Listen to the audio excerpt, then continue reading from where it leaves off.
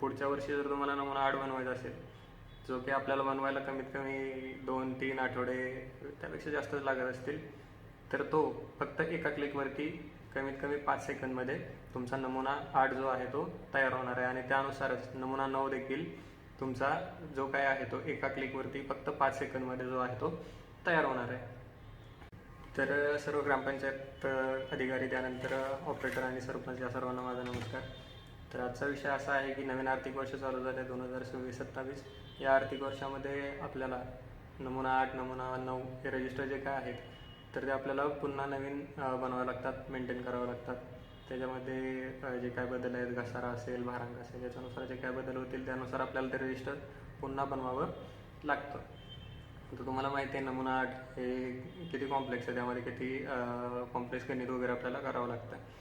तर यामध्ये थोडीशी जरी चुकी झाली तरी पूर्ण आपला तो काय नमुना 8 आहे तर तो चुकतो. आणि त्याचबरोबर आपण आता बघतोय की अनेक ग्रामपंचायत डिजिटल याच्याकडे मुख्यमंत्री समृद्ध पंचायत राज अभियान या अंतर्गत डिजिटल होण्याचा प्रयत्न करत आहेत. खूप ते म्हणजे चांगल्या पद्धतीने काम करत आहेत.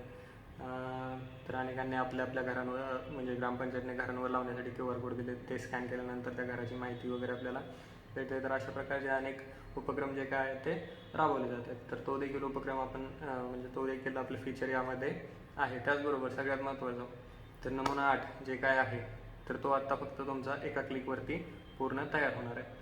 म्हणजे फक्त तुम्हाला एकदाच एखादा रेकॉर्ड जे काय आहे ते ॲड करायचं आहे. आणि पुढच्या वर्षी जर तुम्हाला नमुना 8 बनवायचा असेल, जो की आपल्याला बनवायला कमीत कमी 2-3 आठवडे त्यापेक्षा जास्तच लागत असतील, तर तो फक्त एका क्लिकवरती कमीत कमी 5 सेकंदमध्ये तुमचा नमुना 8 जो आहे तो तयार होणार आहे. आणि त्यानुसारच नमुना 9 देखील तुमचा जो काय आहे तो एका क्लिकवरती फक्त 5 सेकंदमध्ये जो आहे तो तयार होणार आहे. तर ते जे काय आपला प्लॅटफॉर्म आहे सर त्यावर बघूयात आपण. ठीक आहे. तर हा आपल्या प्लॅटफॉर्मचा जो आहे तो डॅशबोर्ड आहे. म्हणजे तुमचं एक ओव्हरव्ह्यू, थोडक्यात माहिती प्रत्येक गोष्टीची, किती कुटुंब आहेत, किती मालमत्ता आहेत, कर किती जणांनी भरला आहे, किती नाही भरला. तर थोडक्यात एक त्याचा ओव्हरव्ह्यू तर एकदम छान पद्धतीने तुम्हाला इथं बघायला भेटतं. त्यानंतर आपल्या गावात काय प्रौढ किती आहेत, तरुण किती आहेत, या गोष्टी आहेत त्या. ठीक आहे. पण आपला महत्त्वाचा विषय जो आहे तो नमुना 8. ठीक आहे. तर नमुना 8मध्ये 1 मिनिट रेकॉर्डिंग चालू आहे का चेक करू द्या. हां, तर चालेल. तर नमुना 8 यामध्ये आपल्याला जे काही लागणार आहेत सर्व गोष्टी त्या येत आहेत. तर त्या कोणत्या तर सगळ्यात आधी फेरफार. एखादी मिळकत एका माणसाकडून दुसऱ्या माणसाकडे गेली तर त्याचा फेरफार आपल्याला मेंटेन करावा लागतो. तो देखील फीचर आपल्या यामध्ये आहे. त्यानंतर नोंदीमध्ये सर्व तुम्हाला जे काही रजिस्टर तुमचं नमुना 8चं जे आहे तर ते बघायला भेटतं. त्यानंतर आर्थिक वर्ष म्हणजेच तुम्ही प्रत्येक वर्षासाठी नमुना 8 जो आहे तो मेंटेन करू शकता. म्हणजे तुम्हाला मागचा एखादा रेकॉर्ड बघायचा आहे तरी देखील तुम्ही यातून बघू शकता. हां, पण हे नक्की आहे की तुम्हाला पुढच्या वर्षीचं किंवा येणाऱ्या वर्षाचं जे काही नमुना 8 बनवायचं आहे त्यासाठी जास्त मेहनत घ्यायची गरज नाही. फक्त एक क्लिक तुम्हाला करावं लागणार आहे. तुमचं पूर्ण रजिस्टर जे काय आहे ते ऑटोमॅटिक तयार होईल. ठीक आहे. त्यानंतर मुख्य सेटिंग्समध्ये येतं आपण जे काय वेगवेगळे कर आहेत, जमिनीचा कर दर असेल, त्यानंतर इमारतीचा कर दर असेल, वीज कर किती आहे तर ते आपण इथं सेट करू. त्यानंतर इमारत प्रकारमध्ये आपण इमारतीच्या प्रकारानुसार जे काय रिडायरेक्शनल रेट आहेत तर ते आपण या ठिकाणी सेट करू शकतो. त्यानंतर कराचा दर जो काय आहे तो आपण इथं सेट करू शकतो. त्यानंतर रस्ते असतील किंवा वॉर्ड असतील, तुम्ही इथून जे उतार्यावरती दिसतं कोणत्या रस्त्याला घर वगैरे आहे किंवा कोणत्या वॉर्डमध्ये येतं तर ते तुम्ही सेट करण्यासाठी इथं जाऊ शकता. त्यानंतर क्षेत्राधार कर दर म्हणजे आपलं असं असतं की 0 ते 30 चौरस मीटर असेल तर त्याच्यासाठी एवढा कर लागला पाहिजे. 30 ते 700 म्हणजे 30पेक्षा जास्त असेल तर एवढा कर लागला पाहिजे. वीज कर, आरोग्य कर असेल तो तर ते देखील आपण इथं सेट करू शकतो. त्यानंतर भारांक कोणत्या प्रकारचं आहे, औद्योगिक, व्यावसायिक, सामान्य असे वेगवेगळे असतात तर त्यानुसार त्याचा रेट जो आहे तो बदलत असतो. तर तो भारांक देखील इथून आपण सेट करतो.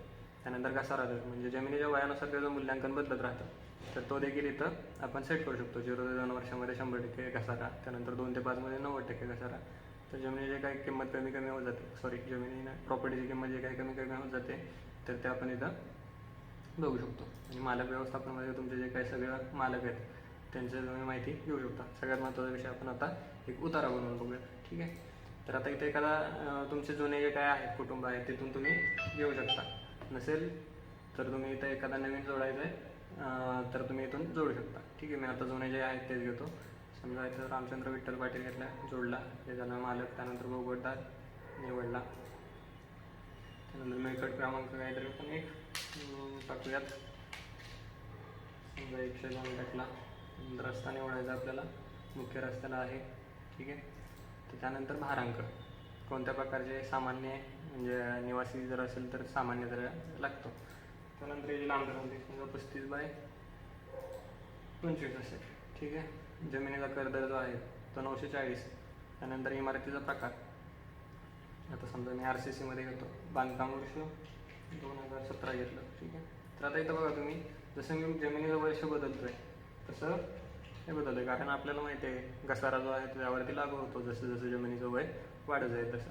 ठीक आहे. त्यानंतर मजला असेल, 1 मजले असेल, 2 मजले असेल, तर त्यानुसार देखील त्याचं मूल्यांकन आहे ते कमी जास्त होत असतं, तर ते देखील तुम्ही इथून मेंटेन जे आहे ते करू शकतो. 2 मजले असेल तर त्याचं मूल्यांकन आहे ते वाढेल. ठीक आहे. तर हे झालं. त्यानंतर कर दर काय आहे त्याचा तो सामान ते आपल्याला इथं दिसतं. ठीक आहे. तर हे झालं. तर त्यानंतर इथं तुम्हाला बघायला भेटेल की जमिनीचं मूल्यांकन किती झालं, 76,413. इमारतीचं मूल्यांकन किती झालं आणि एकूण मूल्यांकन. कारण आपल्याला माहिती आहे की जर एखादी इमारत असेल तर त्याच्या खाली जमीन आहेच, म्हणजे त्याचा पण कर धरावा लागणार आणि इमारतीचा पण कर धरावा लागणार. फक्त जमीन असेल, खुली जागा असेल तर त्यासाठी आपलं नॉर्मल कॅल्क्युलेशन आपण करू शकतो. त्याचे देखील इथं आपण फक्त जर इमारतीच्या प्रकारमध्ये खुली जागा फक्त ठेवला तर ते होईल, किंवा जमीन आहे फक्त एवढंच ठेवायचं, हे अनटेक केलं तरी तुमचा उतारा जो आहे तो अगदी योग्यरित्या तयार होईल. ठीक आहे. आता हे झालं. आता हे झाल्यानंतर करदर वगैरे तयार झालं सगळं पूर्ण आपलं नमुना 8मध्ये ज्या काय मग बेसिक गोष्टी ज्या लागतात, आपण फक्त काय टाकलं, लांबी, रुंदी आणि त्याचं वय आणि इमारतीचा प्रकार, एवढंच फक्त आपण गोष्टी आपण यामध्ये टाकल्या. 4 गोष्टी फक्त टाकल्या तर पूर्ण गणित जे काय आहे ते आपल्याला काही करावं लागणार नाही, ऑटोमॅटिक ते सगळं काय कॅल्क्युलेट होऊन तुमच्या समोर येईल. आता हे सर्व मालमत्ता जतन करायला गेलं की एक मालमत्ता यशस्वी जतन झाली. ठीक आहे. तर आपली ही आत्ताची जी काय प्रॉपर्टी ती जतन झाली. तर ज्यावेळेस तुमच्या रजिस्टरमध्ये अशा प्रकारे तुम्ही सगळ्या काही गोष्टी ॲड करून घेऊ शकता. आता पुढच्या वर्षीचा विषय काय, एक क्लिक केलं की तुमचा नमुना 8 जो काय आहे तर लांबी, रुंदी आणि जमिनीचं बांधकाम वर्ष आपल्याला माहिती आहे, त्याच्यानुसारच पुढच्या वर्षीचा ऑटोमॅटिक तयार होणार आहे. तर त्यामध्ये काय वाद नाही. त्यानंतर नमुना 8. ठीक आहे.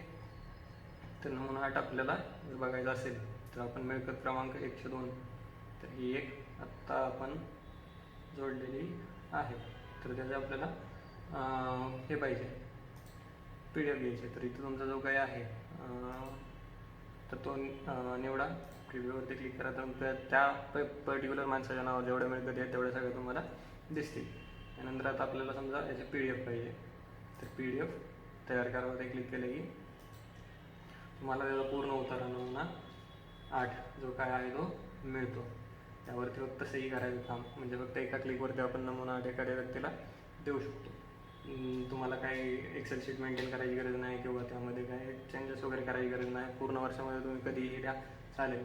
तर तुम्हाला तारीख भेटेल. त्याचबरोबर जर तुम्हाला QR कोड पाहिजे असेल, म्हणजे खरंच उतारा जो आहे तो बरोबर दिलेला आहे का, तर ते देखील आपल्याला इथं करता येईल.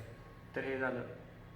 त्यानंतर बाकीचे जे काय कुटुंब व्यवस्थापन जसं सांगितलं की कुटुंब जोडा, त्यांचं या गोष्टी आपल्याला सगळ्या यामध्ये भेटतील.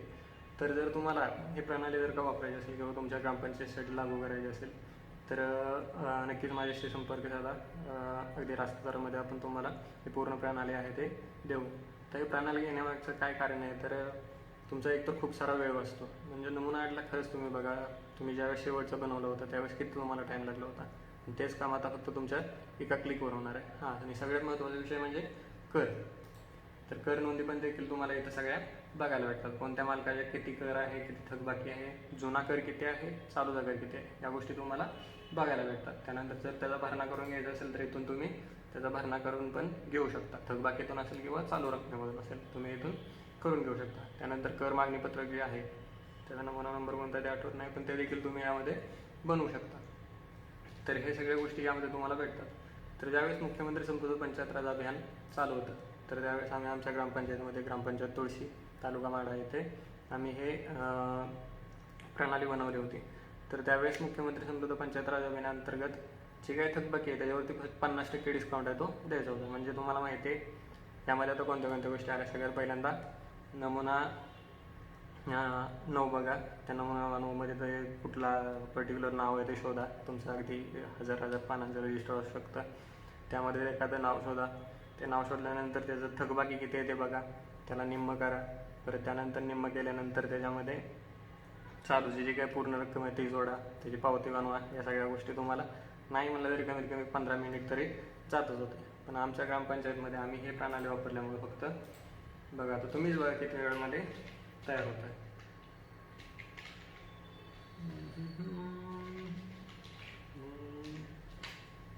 ठीक आहे. तर आता इथं फक्त मिळकतदाराचं नाव जे आहे ते टाकायचं. ते इंग्लिशमध्ये टाकायचं. मी फक्त गुगल इनपुट टूल वापरतो. मी वापरतो, माझ्याकडे हे नाही आहे. त्यामुळे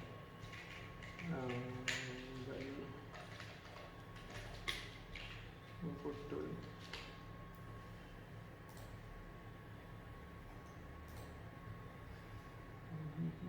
मराठी.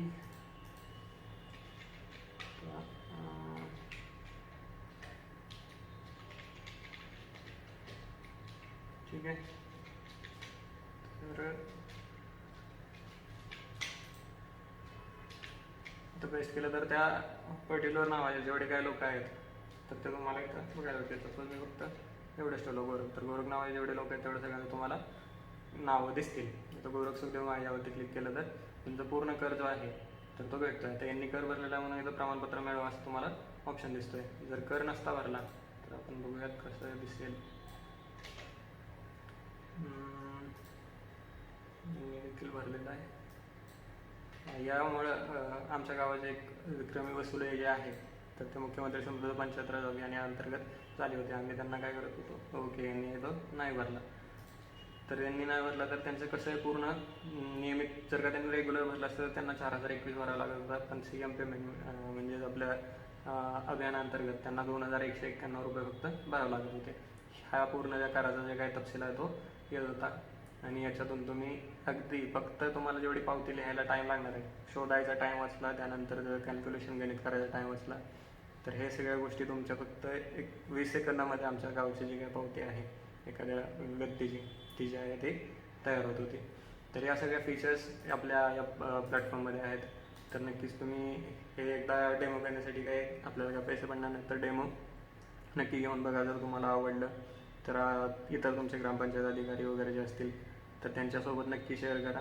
यामध्ये जर तुम्हाला एखादं फीचर असं वाटत असेल की बाबा ही गोष्ट यामध्ये पाहिजे जी की मला लागणार आहे, तर ते तुम्ही नक्की आम्हाला सांगा. आम्ही ते तुम्हाला त्या प्रणालीमध्ये नक्की जोडून देऊ.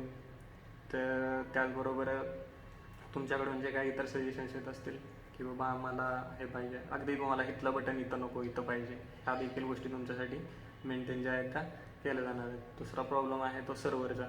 तर सर्व्हरचा प्रॉब्लेम इथं काही येणार नाही आहे, त्याची गॅरंटी आपण घेतो. म्हणजे तुमची वेबसाईट जे काय आहे ते कायम चालू राहील. त्याचबरोबर आम्ही आता आणखी एका नवीन प्रयोगावरती काम करतो आहे, किऑस्क मशीन. तर किऑस्क मशीन म्हणजे काय, आपण बँकांमध्ये जातो, ATM मशीन्स वगैरे असतात. तर त्या ATM मशीनचं काम काय आहे, तर कोणताही माणूस नको काही नको त्याच्यानुसार ते आपल्याला जे काय पैसे आहेत ते आपल्याला देऊन टाकतात. तर त्याचप्रमाणे किऑस्क मशीन जर आता ऑपरेटरकडे आपण जास्त बघतो तर गर्दी कशासाठी असते, तर वेगळे जे काय अर्ज आहेत, त्यानंतर स्वयंघोषणापत्र वगैरे जे काय आहेत तर हे मागण्यासाठी ऑपरेटरकडे गर्दी जास्त आहे ते पडते. जर किऑस्क मशीन लावली तर एखादं कुटुंब त्यांच्यासाठी जे आहे काय म्हणायचं, एखादा अर्ज आहे किंवा स्वयंघोषणापत्र आहे तर ते स्वतःहून त्या मशीनवरून ते प्रिंट करून घेऊ शकतं. त्याचबरोबर त्यांचा पूर्ण कर जो काय आहे, त्यानंतर नमुना 8चा उतारा देखील त्यातून ते डाउनलोड करू शकतात. फक्त ग्रामसेवकांना त्यावरती ग्रामपंचायत अधिकारी यांना त्यावरती सही करण्याचं काम फक्त राहतं. सही करून त्यांनी दिलं की ते चालेल. म्हणजे यामध्ये अगदी ऑपरेटरचंही काम असतं, ग्रामपंचायत अधिकाऱ्यांचं देखील काम असतं. तर नक्कीच एकदा तुम्ही डेमो घेऊन बघा. जर आवडलं तर नक्की शेअर करा इतरांशी. धन्यवाद.